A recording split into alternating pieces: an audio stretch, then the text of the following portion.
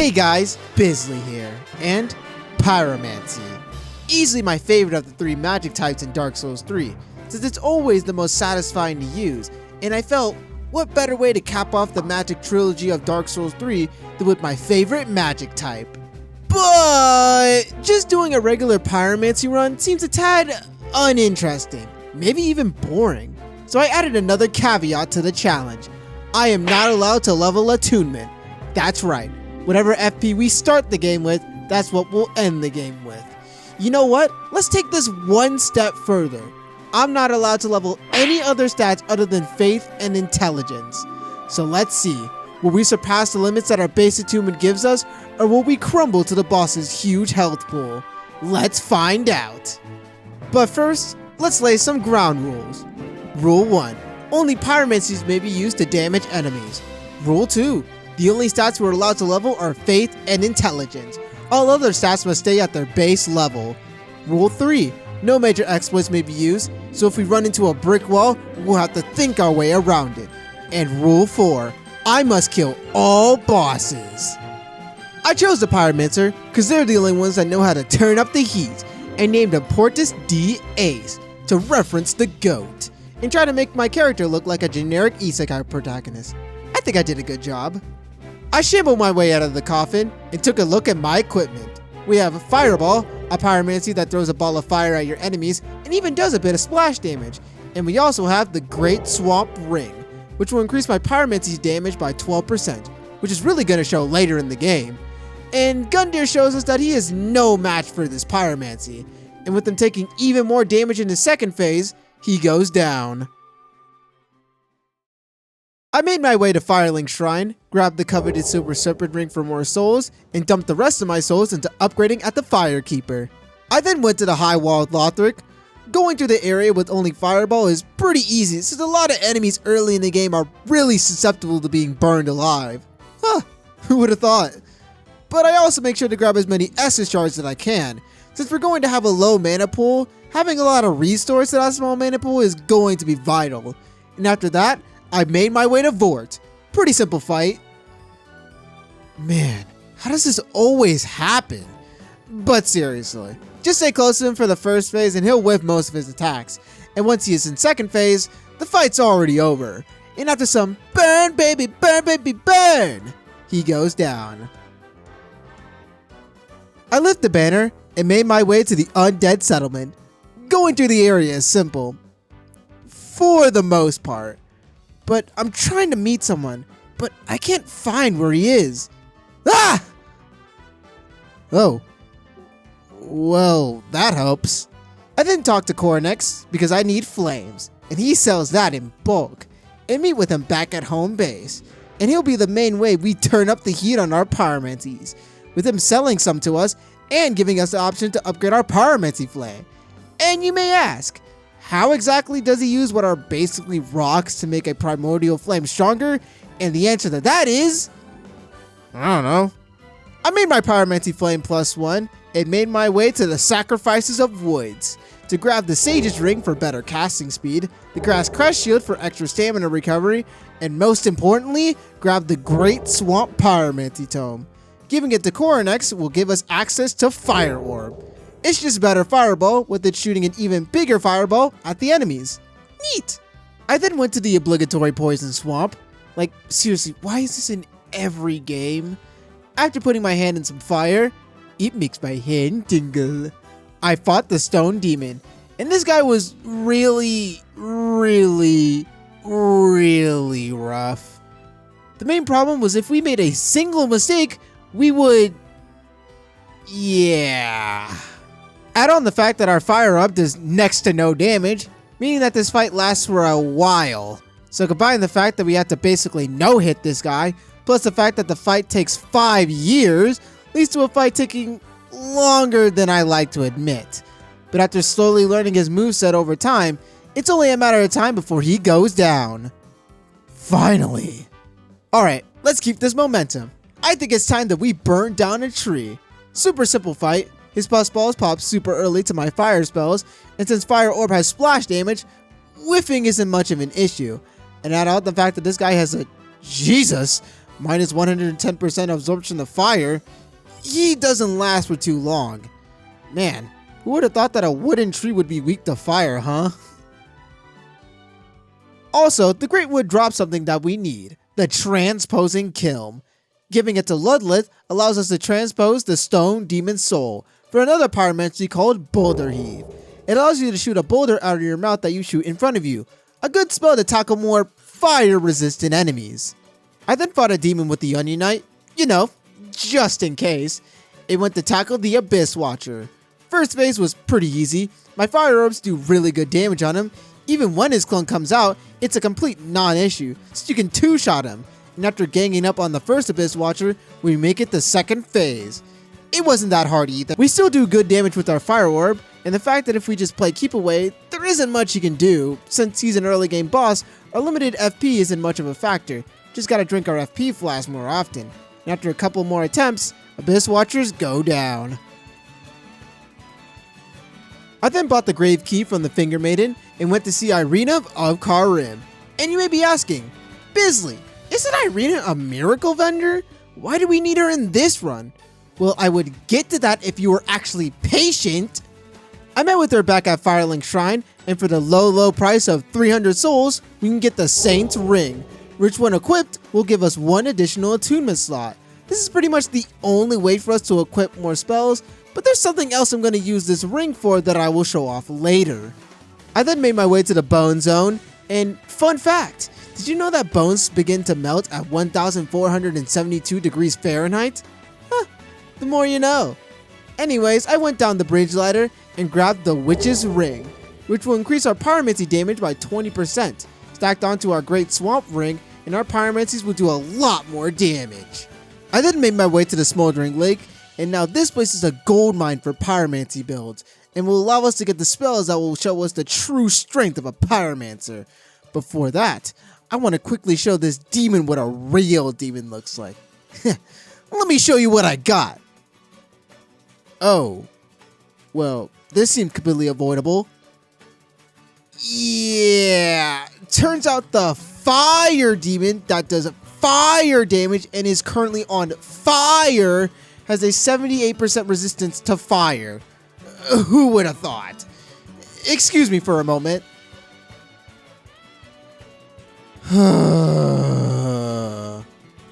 Hey, dragon, get. Thank you. Even with making my flame +6, it's not going to matter against a resistance that high. So that's it, right? Come back later? Well, not exactly. There is one thing that can help us through this. Boulder Heave. Since it does purely physical damage, our damage won't get kneecapped. So this fight is going to be a cakewalk. Oh yeah, I had to actually fight this boss now. And we are back to getting one-shot. Whoop-de-doo. And Boulder Heave is not the most intuitive spell to use. Like, it has a short range. Like, deceptively short. Like, if you're any farther than 10 inches from the guy, you're going to whiff your attacks. And the fact that Boulder Heave has a pretty long casting time. And Old Demon King is no stranger to hitting you while you're in an animation. Oh, come on, how is that even fair? So yeah, fighting a boss that takes a while to kill while having the constant threat of getting one shot, not a great time. And after a lot, and I mean a lot of attempts, we finally learn his moves, get the final explosion, and take him down. Heading back, we can actually transpose the Old Demon King's soul for the Pyromancy Chaos Bed Vestige. It's basically firework but jacked full of steroids, sending a giant disc of flame that explodes on contact. The only problem with it is its huge FP consumption. Only 2 shots and we already have to use our flask. This might not be the most efficient way to do damage. Another thing to note is that usually we wouldn't be able to equip this spell, since our attunement only allows for 1 spell slot. But if we use the Saint's Ring, it allows us to meet the 2 spell slot requirement. Nice! I then went through the Demon Ruins and got the Isolate Pyromancy Tome. This thing was not easy to get. Giving the tome to Coronex, we get the Great Chaos Fire Orb. This spell launches a fireball at the enemy, and on contact, will create a lava pool that will damage them even further. and this spell is what's really gonna show the true strength of Pyromancy. I then went back to the undead settlement to grab a ring I forgot called the Fire Clutch Ring. It will increase our fire damage while increasing damage taken, because I need even more fire damage. Let's give it a test on a giant skeleton. Ooh, a Pyromancy tome. Now, Wolnir was super simple. I mean, was anybody really expecting anything else? I don't think anybody has gone into these videos thinking, man, Wolnir's really gonna get him this time. But anyways, Wolnir down. No, I'm melting! I head back to the Road of Sacrifices, and now I'm pretty worried about the Crystal Sage. With my health being this low, I'm pretty sure any of his magical spells will easily one-shot me. Not to mention phase 2 where he has multiple clones. Hopefully this won't get too bad. Oh, Jesus. Oh my God. I was not expecting that. I mean, I guess since Crystal Sage can't move, he just got burned alive by the initial ball in lava. But dang, he didn't even have time to teleport. Moving on. I guess nothing much happened in the cathedral. I grabbed the Saint's Tree Bovine for extra casting speed, almost got smacked by a giant, and made my way to the Deacons of the Deep. Super easy fight. Great Chaos Fireball hard counters this fight, with the Fireball doing splash damage killing multiple Deacons at a time, in addition with the lava, meaning that any stragglers won't live long either. Even when the Pope shows up, there's nothing stopping me from just sitting back and lobbing fireballs at the Pope. And once the Pope slowly gets cooked alive, the Deacons go down on the first try. With the doll in our possession, it's time for Ithral. I then run through the area and make it to Pontiff Sullivan, and he gets absolutely roasted. Since Pontiff decided to slow walk towards me, he was getting hit by both the fireball and the lava. Even with this clone, it wasn't helping him that much, since it dies to a single fireball, and when Pontiff's friend goes down, it doesn't take too long for him to follow. After grabbing the simple gem and the giant's coal, and exterminating a spider, we fight Uldrich, Devourer of Gods. The fight wasn't too bad. I mean, this guy is even weak to fire, so this fight should be in the bag. That didn't count. Nor did that one. But yeah, just the fact that he's a pretty stationary boss means that Great Chaos Fire Orb eats him alive. And even with them teleporting around, it only serves to delay his inevitable death even longer. Well, next up, the dungeons. Gosh, this place scared me so much when I first played. After getting killed by a chest, twice, we grabbed the Dark Clutch Ring, which will increase our dark damage but make us more vulnerable to damage. We then grabbed the Dust Crown Ring, which reduces the FP cost of spells by 25%, but reduces maximum HP by 15%. This is going to be vital if you want to have any chance of finishing this run, since the health bar of bosses are only going to increase, so having a way to use more spells is really nice. Alright, I think I'm ready. Let's show this giant what we're made of. Yorm is always easy on magic runs, and this should be no different. What? Hold up. Let me try that again. Huh? Yeah, so Yorm has this neat little quirk of being completely immune to fire damage. Not resistant, immune. Oh no. Now don't panic, just yet. There's something we can do, but we'll need the help of a witch. So, what business have you here? Lady, I need a fireball, as edgy as you can make them. I meet Carla at Firelink Shrine, and giving her the Grave Warden Pyromancy Tome, we get access to Black Fire Orb and Black Flame. They're basically the same as their fire counterparts, but you know, super edgy. But they are just what we need to beat Yorm, since Black Fire Orb does dark damage and completely bypasses the immunity Yorm has. And since we have a spell that actually does damage now, beating Yorm should be easy.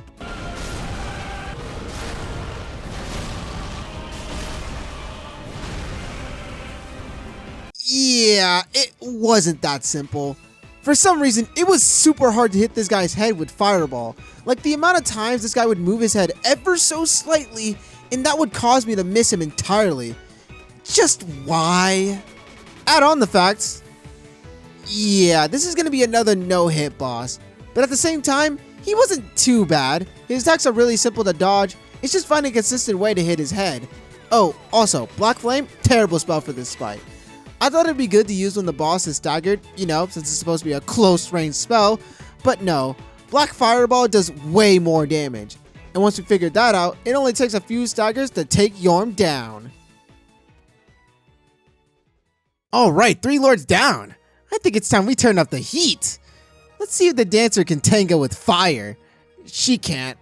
That's what she can do isn't something we already haven't dealt with before. Maybe Osiris will be different. Yep, there's the difficulty I'm familiar with. Now, the main thing that makes this boss pretty hard is our low health. Now, first phase is no problem. For the most part. His simple cane swings are really simple to get through. It's his second phase where the difficulty really shows, because it's hard to fight a boss that's actively having a tantrum, and if he hits you with a single thing during that tantrum, you explode. The strategy that I concocted was to stay next to him and bait out his melee attacks, rather than his charges, and after a lot of attempts, even he falls to our flame. Man, that sucked, but Gundyr shouldn't be too much harder.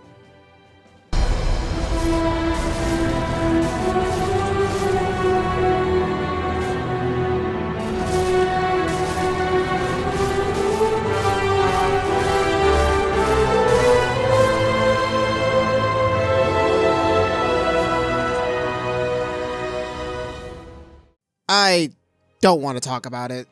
I then grabbed the eyes of the Firekeeper and gave it to her at Firelink Shrine. Ashen One, is this truly thy wish? Why, yes, that is exactly what I want.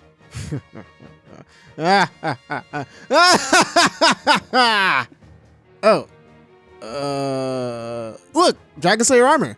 Now, he was pretty easy. Our fireballs do a lot of damage, and even when he blocks them with his shield, the lava effect still damages him. GG, too easy. I then grabbed the Titanite slab and made my flame plus 10. Man, with a maxed out flame, I'm honestly scared for the bosses.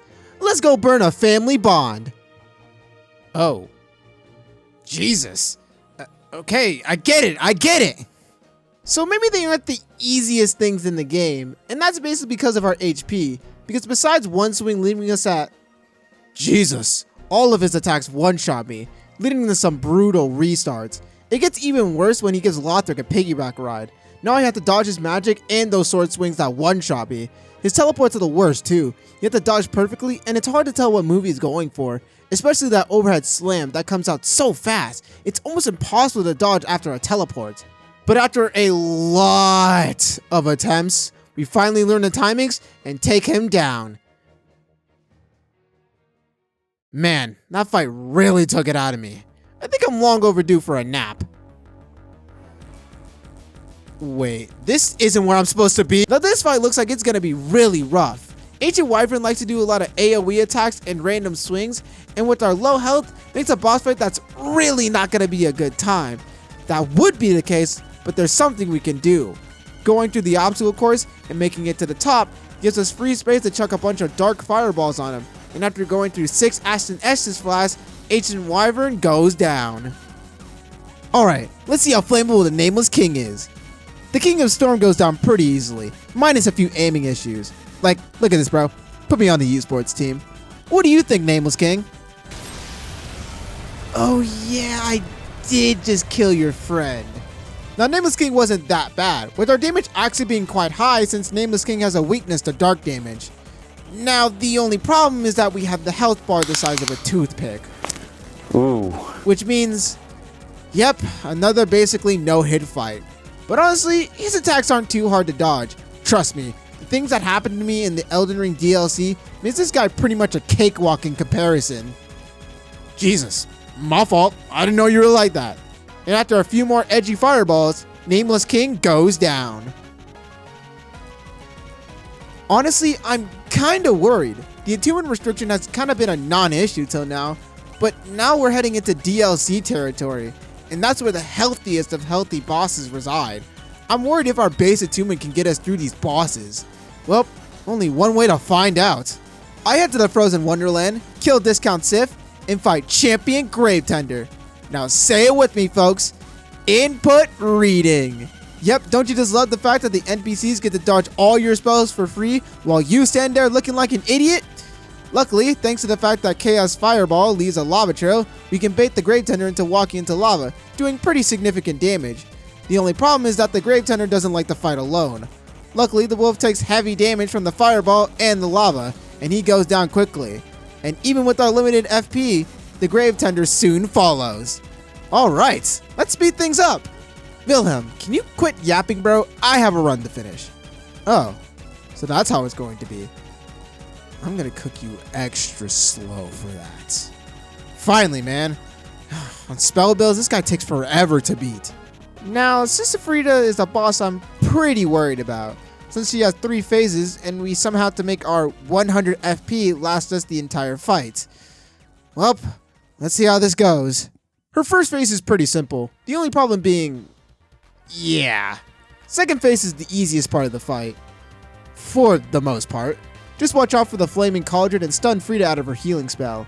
And that leads us to the final phase. Now we are basically walking on eggshells in this phase, because any attack will probably one-shot us. Honestly, doing no-hits for stuff like this must really suck. Like, you go through the entire fight with perfect dodges, and then you get to the final phase, mess up one time, and you have to do the entire fight over again. Huge respect to people who can do this. But after a long fight, and Frida reducing me to only 2 FP flasks, she goes down. Only 1 DLC left. I head to the Dry Keep, somehow dodge the light beams, and fight the Demon Twins. Now, this fight was always something that I was super concerned about, since the boss has a super big health bar, alongside having good resistances against my spells. And I stand corrected. Look, okay, I know I still have some FP left, but seeing how much damage we were doing, I'm pretty confident that we don't do enough damage. So is that it? Do we just throw in the towel to these demons? Not exactly. There's a secret tech that I've waited to use up until now, and all we need are a +10 weapon and a simple gem. Going back to Andre and using the simple gem on a +10 broken straight sword gives us the simple infusion, which in all intents and purposes is a pretty lackluster infusion, with other infusions like Crystal doing what it does, but better. But there's a unique quirk of the simple infusion that is really important. You see it? Sorry, it may be a bit hard to see. Let me zoom in. See that? The simple infusion gives you passive FP recovery when you have a weapon equipped in our offhand. The only problem is that the recovery is really small, and even with the FP recovery scaling with our weapon upgrade, the recovery caps at 0.333 FP every 3 seconds. Oh god, is this really what the challenge has brought us to?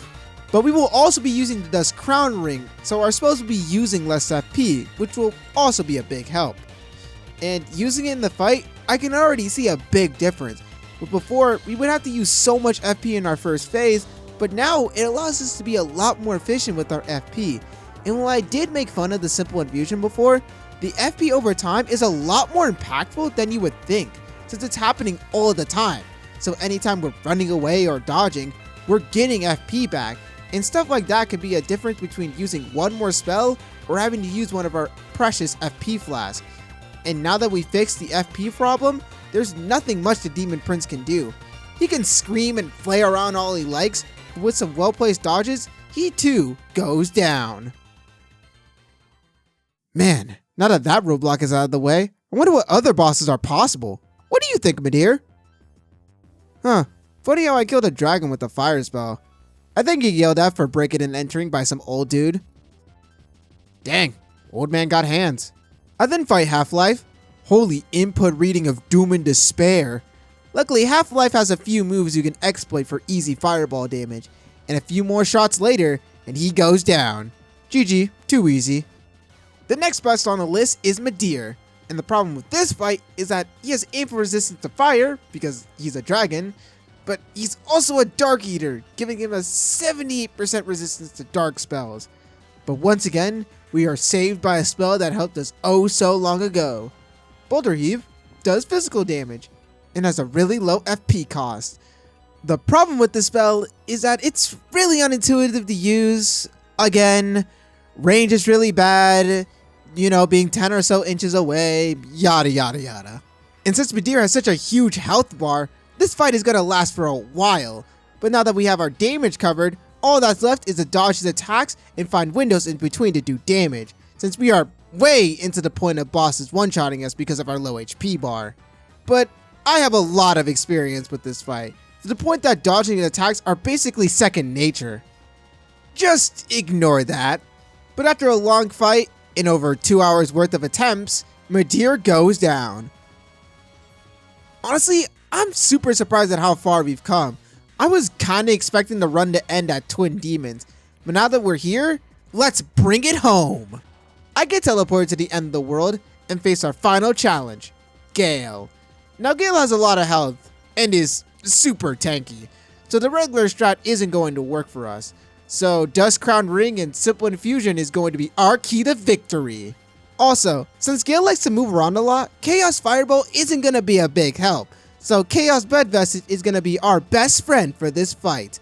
But other than that, this is an endurance fight, with us having to have perfect performance if we want to avoid us getting smeared on the pavement. Also, finding windows to attack is pretty hard since we can't use Saint Tree Velvine, and Chaos Bed Vestige already has a huge casting time. I mean, this fight is going to be a great time. But other than that, there isn't much this grandpa can do. And some good dodging later, and Gale goes down. No. And after a lot more attempts, we send Gale back to the retirement home. And then there was one. Let's go burn a god. Before he burns me, that is. I ended up using Black Fire Orb because Solar Cinder is weak to dark damage, but that doesn't stop us from getting... yeah. But other than that, there isn't much he can do to me, and even in his bling bling plong phase, his attacks are super easy to dodge, and even with his status as a god, nobody can withstand the unrelenting force of fire forever. Huh, ironic, huh?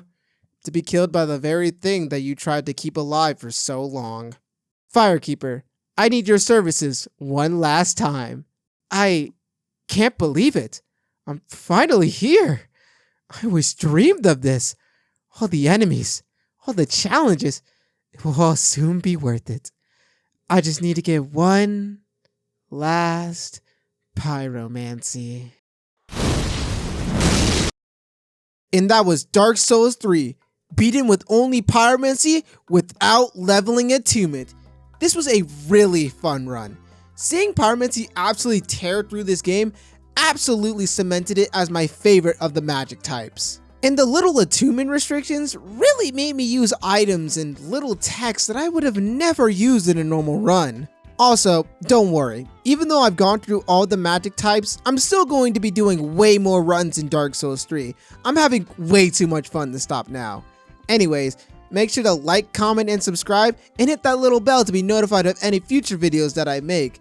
And I really appreciate you for watching this video.